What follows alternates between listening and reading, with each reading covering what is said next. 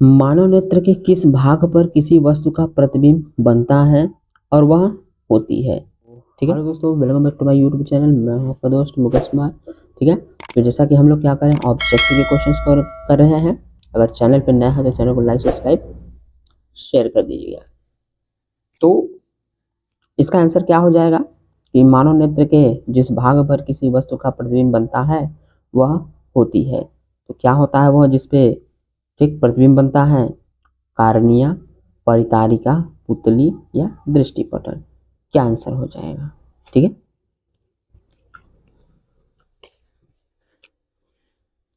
तो इसका जो आंसर बन जाएगा हमारा ये डी नंबर, दृष्टिपटल पर।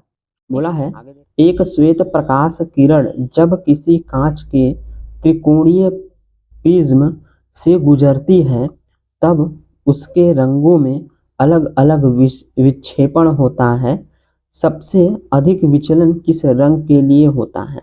ठीक, ये जो क्वेश्चन है कई बार पूछा गया, जैसा दिख रहा है कि 18, 22, 23। ठीक, ये पूछा गया है। तो किसके लिए सबसे अधिक विचलन होता है? लाल, पीला, हरा, बैंगनी, किसके लिए? ठीक, तो इसका जो आंसर हो जाएगा नंबर डी, बैंगनी रंग। ठीक है, बैंगनी रंग के लिए बहुत ज्यादा विक्षेप होता है। कहता है सूर्य श्वेताभ प्रतीत होता है, यानी कि सूर्य कब जो है एकदम सफेद प्रतीत होता है? सूर्योदय से काफी पूर्व, दोपहर के समय, या सूर्योदय एवं सूर्यास्त के समय, या सूर्यास्त के काफी बाद। आई होप आप इस क्वेश्चन का आंसर बड़ी आसानी से दे सकते हैं, क्योंकि अगर आप लोगों ने सूर्य को अगर कभी दोपहर में या कभी शाम वगैरह को देखे होंगे तो आसानी से इसका जवाब दे पाएंगे। ठीक, तो इसका आंसर जो हमारा बनेगा सी नंबर। क्वेश्चन है कि एक व्यक्ति दूर स्थित वस्तु को स्पष्ट रूप से देखने में असमर्थ है, उसके नेत्र में दोष होगा।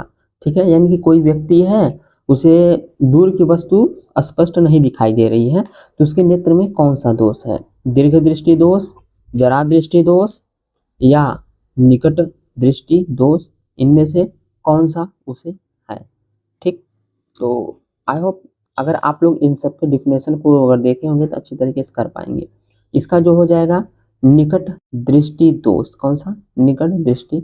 अगला क्वेश्चन है कि एक सामान्य आंख वाला व्यक्ति किसी वस्तु को सुस्पष्ट रूप से देख सकता है यदि उस वस्तु की दूरी आंख से है। ठीक है, यानी कि कह रहा है कि एक सामान्य व्यक्ति जो है अपनी आंख से स्पष्ट वस्तु को देख सकता है तो उस वस्तु की दूरी कितनी होगी? ठीक, ऑप्शन में हमारा पहला है 50 सेमी से 100 सेमी के बीच में हो, 25 सेमी से अनंत के बीच में हो, या 100 सेमी से 1000 मीटर के बीच में हो, डी 25 सेमी से 150 सेमी के बीच में हो। ठीक, तो जैसा कि हम लोगों को ज्ञात है कि एक स्वस्थ मनुष्य यानी कि अपनी नेत्र से जो देख सकता है वो 25 सेमी से ठीक अनंत तक की वस्तु को, ठीक है ना, देख सकता है। ठीक, मिनिमम जो बताया गया है वो 25 सेमी, इसमें हमारा हो जाएगा प्रकाश की किरण के प्रिज्म से गुजरने पर किस रंग के लिए न्यूनतम विचलन होता है? ठीक, ऐसा कौन सा रंग है जब श्वेत प्रकाश उससे गुजरेगी तो उसका विचलन बहुत ही कम होगा? हरा, पीला, लाल या बैंगनी? कौन सा? बैंगनी था सबसे अधिक विचलन होता था। ठीक, तो किसका सबसे कम होगा? तो आई होप आप लोगों ने इसका आंसर दे दिया होगा। तो इसका आंसर है, आगे का क्वेश्चन है कि आंख में प्रवेश करने वाले प्रकाश की मात्रा को नियंत्रित करता है, यानी कि जो आंख में हमारा प्रकाश आता है उसको कौन सा, ठीक ना, कौन सी ऐसी सिनेरीज होती है, फिर कौन सी मांसपेशियां होती हैं जो इनको नियंत्रित करती हैं? अगर तेज प्रकाश आता है तो कहता है प्रकाश हमारा आंखें जो होती है सिकुड़ जाती हैं, और कम प्रकाश में आंखें क्या है पूरी तरीके से ओपन हो जाती हैं। तो क्या होता है? ठीक, तो ऑप्शन में है पक्षांधी सिलेरी मांसपेशियां, या नेत्र लेंस, या पुतली, या कार्निया, या स्वच्छ मेडल। क्या है इसमें से? ठीक, तो ऑप्शन आप लोगों के सामने दिख रहा है। तो इसका जो आंसर हमारा बनेगा बन जाएगा पुतली। जो पुतली होती है वही प्रकाश को मैनेज करने का काम करता है।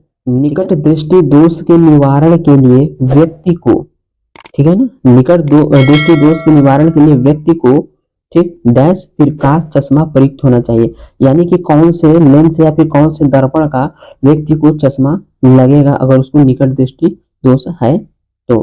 ठीक, अब जैसा कि लेंस की बात हो रही है तो ये दोनों दर्पण तो साइड में हट जाएंगे, दर्पण बिल्कुल ऑप्शन में नहीं रह जाएंगे। तो बचा क्या, उत्तल और अवतल।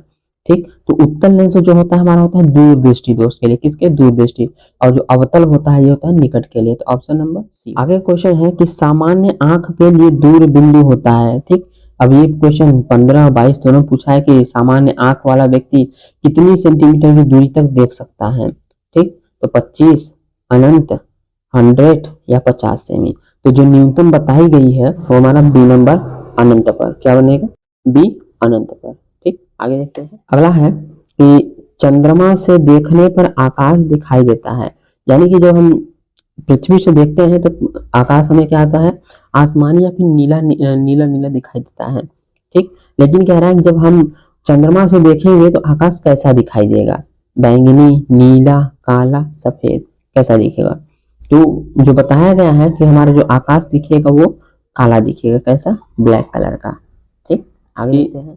प्रकाश का प्रकीर्णन सबसे कम होता है, ये बात तो वही हो गई कि प्रकाश का जो अपवर्तन होता है, ठीक, यानी जो प्रकाश फैलती है बहुत कम फैलती है, तो वो कौन सा है। ठीक, तो इसका जो है ऑप्शन आप लोग पढ़ लीजिएगा, मैं सीधा आंसर बता दे रहा हूँ। इसका जो हो जाएगा ए नंबर, लाल रंग के लिए बहुत ही कम प्रकीर्णन होता है और बैंगनी रंग के लिए सबसे अधिक होता है। ठीक है, ये चीज। आगे कहता है कि अभिनेत्र लेंस की फोकस दूरी में परिवर्तन किया जाता है।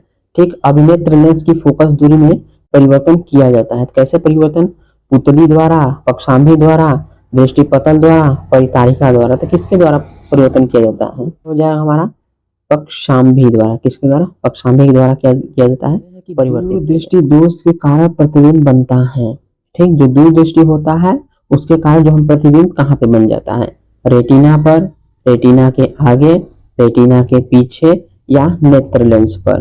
तो आई होप आप, अगर आप लोगों ने चश्मा लगाया होगा या फिर किसी को लगा होगा तो आप जब टेस्टिंग के लिए जाते हैं तो बताया होगा। तो ये जो होता है प्रतिबिंब हमारा बनता है। ठीक, बन जाएगा हमारा नंबर बी वाला आंसर। ठीक है, नंबर बी आंसर हो जाएगा।